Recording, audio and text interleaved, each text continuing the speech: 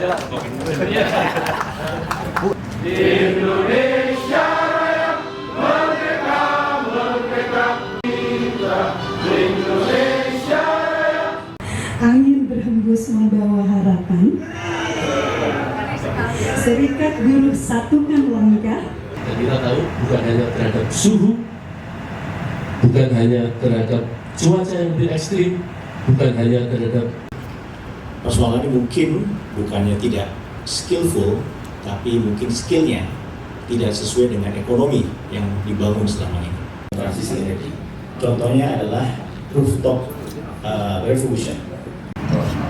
Yang kedua, mengimplementasikan dialog sosial dengan tuntutan kami untuk pendirian lembaga tripartit. Pelatihan keterampilan kepada ex-pekerja industri tambang, SAU. Tapi JP nanti akan berbicara Pak Paul, mungkin akan nanti setelah acara ini JP akan. Forum Konsultasi Gabungan, Konfederasi Serikat Pekerja Serikat Buruh, untuk perubahan iklim, dan transisi yang adil. Kami, Forum Konsultasi Gabungan Konfederasi Serikat Pekerja dan Serikat Buruh Indonesia untuk perubahan iklim dan Just Energy Transition yang selanjutnya disingkat dengan 4JSPSB menyatakan pertama, bersepakat mendorong transisi energi yang adil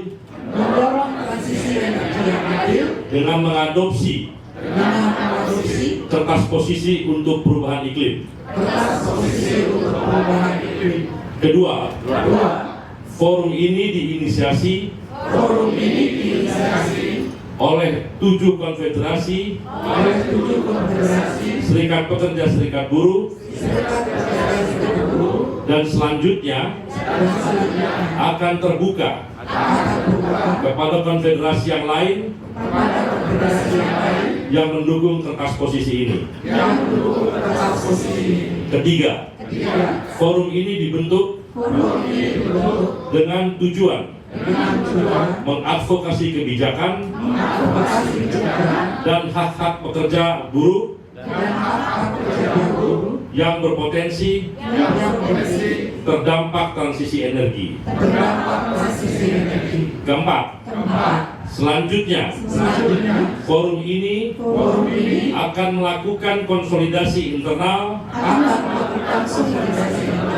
pekerja buruh, dialog sosial, kampanye sosial, dan kegiatan pendukung lainnya. Forum ini merupakan komitmen kami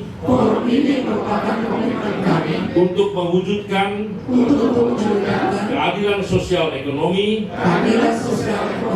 berkelanjutan untuk memastikan leave no one behind. Deklarasi ditandatangani di Hotel Horizon Balerum Jakarta pada 12 Desember 2024. Forum Konsultasi Gabungan Konfederasi Serikat Pekerja Serikat Buruh untuk perubahan iklim dan transisi yang adil. Tertanda Eli Rosita Silaban, Presiden KSPSI. 2. Antigani Nenawea, Presiden KSPSI Caitu. 3. Ilham Ali Saifuddin, Sarbu Musi NU. 4. Jumhur Hidayat, Ketua Umum KSPSI Pembaruan. 5. Haji Bambang Wirahyoso, Presiden KSPN. Dan ke-6, Yoris Raweai, Ketua Umum KSPSI. Terima kasih.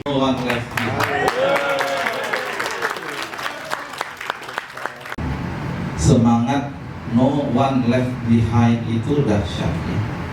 Artinya apa? Kita harus maju bersama. Maju bersama itu jangan lagi kita itu berbicara tentang zero sum game. Zero sum game itu artinya apa? Kalau nggak yang A menang, ya yang B kalah, atau yang B menang yang A kalah. Bahkan sebenarnya practically itu tidak ada zero sum game, ujungnya adalah negatif sum game. Dan yang kita inginkan itu adalah positif sum game. Makanya kita harus melakukan perencanaan persiapan sedini.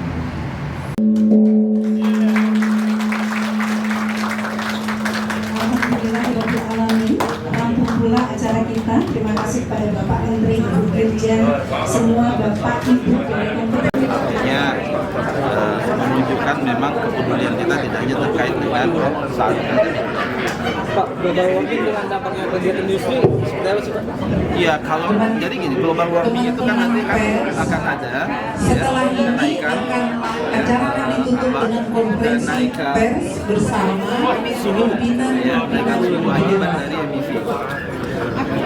Dengan adanya Paris Agreement itu semua negara itu sudah komit menurunkannya. Itu satu, dia harus sumber terbesar misalnya adalah pembangkit batubara, maka itu termasuk kebijakan ya, mobil, semua yang berdampak pada dampaknya itu luar biasa bagi ekonomi. Beberapa ekonomi itu kalau dia itu menjadikan itu sebagai backbone, dia harus siap menyiapkan sebuah transisi kepada renewable energy.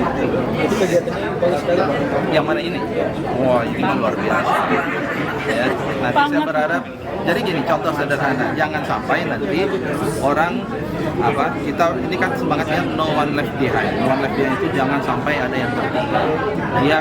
Ada isu besar yang sedang dikerjakan oleh pemerintah, ada proyek besar ya, sekian triliun ganti pembangkit, kemudian transisi terkait tentang macam-macam energi, tapi kemudian tenaga kerja kita tidak disiapkan untuk ke sana. Ini menjadi problem. Pak, soal kenaikan upah tahun ini seperti apa sih Pak? Kenaikan upah udah selesai. Pasti, karena kan tutup usahanya. Karena itu pemerintah berkewajiban mencari solusi ketika program transisi energi ini kan akan mengakibatkan pencemaran itu untuk dihentikan dengan menghentikan produksi perusahaan tersebut. PLTU saya contohnya. Mereka punya pegawai yang sangat banyak, punya keluarga yang harus ditanggung. Nah ini mesti oleh pemerintah ke depannya seperti apa? Program ini berjalan sangat baik, kesepakatan para negara-negara di G20 dan juga ini menjadi kesepakatan dunia agar menjaga perubahan iklim yang sudah sangat luar biasa. Contohnya Jakarta. Ada beberapa daerah di Jakarta yang tinggi laut lebih tinggi daripada kawasan rumah tinggal. Ini kan sangat bahaya. Jadi itu yang kami dukung dari Konfederasi Buruh. Tapi yang paling penting nasib buruh diperhatikan. Jadi di acara sekretariat JETP terkait dengan pembentukan atau penyusunan Just Transition Framework. Untuk ini kan isu global ya Bu ya. Bagaimana langkah dari konferensi ini untuk sampai ke global itu Bu? Karena mengingat pemerintah juga sama visi misinya. Pertama, Serikat Buruh ini kan jaringannya tinggi ya, kuat. Misalnya ada beberapa konfederasi besar ini yang sudah berafiliasi ke International Trade Union Confederation dan juga kita selalu berkolaborasi dengan ILO, International Labour Organization, yang dimana kalau kita ada pertemuan dengan ILO ini selalu mendiskusikan bukan hanya persoalan domestik atau persoalan yang ada di Indonesia, tapi selalu ada persoalan-persoalan yang memang sedang terjadi di belahan dunia lain, terutama misalnya soal isu tematik itu ada just transisi, ada tentang kesetaraan gender, ada tentang social security, ada tentang digital platform, ada semua tentang teknologi. Dan ini kenapa kita ambil peran, karena kita tidak mau Indonesia itu ketinggalan dengan isu ini. Jadi kita jangan hanya stuck di isu upah dan untuk kontrak outsourcing, bukan itu. Memang itu tetap ada, tapi kalau misalnya kita perjuangkan itu tapi tidak ada lapangan kerja karena ada perubahan energi atau just transisi ini kan ya, atau perubahan iklim ini kan tidak ada yang kita dapatkan dari itu. Kak, ada kekecewaan luar biasa dalam hal ini. Saya pernah merilis ITUC dan Industrial Ops, itu mereka berbicara kecewa terhadap konvensi COP, COP 9, 29 kalau salah ya, di mana mereka menganggarkan dana yang sangat minim. Nah, kalau bicara tentang bagaimana just energy transisi ini kan tidak bisa dipungkiri bahwa itu bagian dari anggaran tersebut gitu. Nah, apa yang dilakukan Serikat Buruh dan pemerintah dalam hal ini untuk menanggulangi persoalan ini? Sebenarnya pemerintah tidak melakukan apa-apa ya.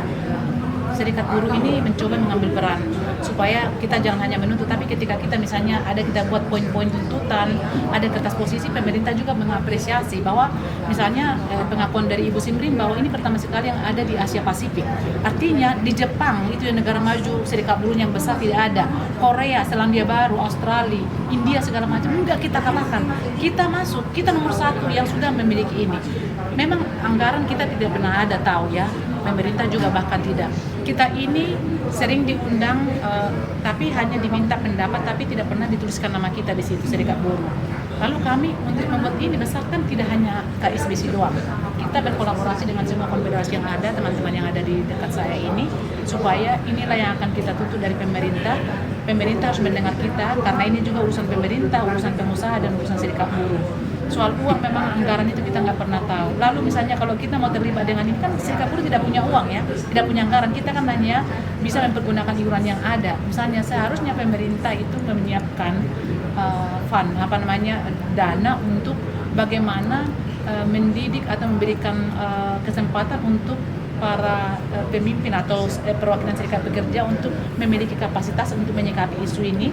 Dan ketika ada misalnya pertemuan di beberapa di negara, dan itu setiap tahun kita tidak punya keterbatasan karena ada misalnya pendonor untuk memberangkat kita, dan juga kita tahu isu. Tapi sekarang kan serikat buruh mencari-cari siapa yang mendanai kita supaya kita bisa pergi. Akhirnya 2 tahun terakhir ini tidak ada perwakilan dari Indonesia, sementara pemerintah pergi. Seharusnya kan mereka harus udahlah kita bersama-sama pergi. Dan yang paling lucunya, yang sekarang fokus dunia tentang isu energi kan Indonesia, tapi yang berangkat kemarin untuk COP itu adalah dari negara Bangladesh dan negara-negara yang sebenarnya tidak terlalu bermasalah dengan isu ini. Tapi apakah bisa klarifikasi? Saya pernah membaca pasca pertemuan G20 yang di Bali kemarin, negara G20 itu memberikan dana hibah. Ada 20 juta dolar tadi Just Energy Transition Partnership Bapak itu tadi. Seharusnya itu sebenarnya kan sebagian grant ya dikasih cuma, tapi sebagian besar adalah uang yang harus kita kembalikan, hutang itu.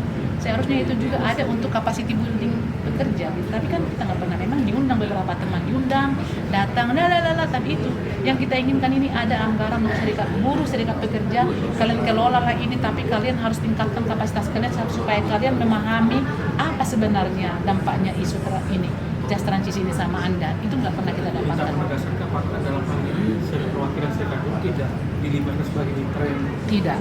Kita yang sekarang mengajukan diri minta mitra, makanya kita minta kepada pemerintah supaya kita masuk dengan pemerintah, dengan pengusaha, membentuk ini menjadi komite tripartit ya. Dan teman-teman saya kira menyetujui itu semua. Ada target tertentu kan? Target tertentu belum, tapi ini kan Just Energy Transition Partnership akan berakhir 6 tahun lagi 2030.